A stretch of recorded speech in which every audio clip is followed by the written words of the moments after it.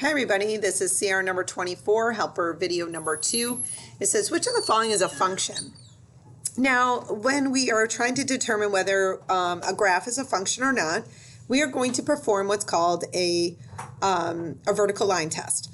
And what that means is we're just going to draw several vertical lines through the graphs drawn on the grids below, and we're going to see if it touches only one point on each graph or if it touches more than one point. Remember, if it touches only one spot, that means it is a function. But if it touches more than one point in that vertical line, then it is not a function.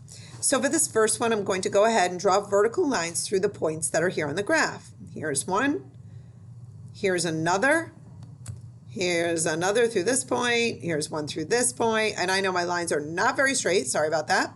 But if you'll notice right away, this vertical line hits this graph in two different places. So this one is not a function.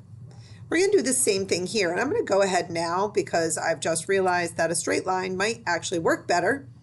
And I'm going to draw some straight lines through these points. Here we go.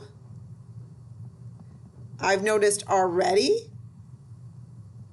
in both of my first vertical lines that it does hit more than one point.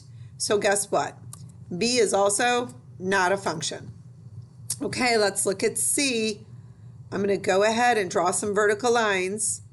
Here's one, here's another. I think that all we have to do is literally draw one, because right away, as soon as you draw one, you can see not only is it touching here, but it's also touching here. As soon as it's touching in more than one place, it is not a function. So that leaves us with D as our answer. And once again, I can go ahead and I can draw some beautiful straight lines.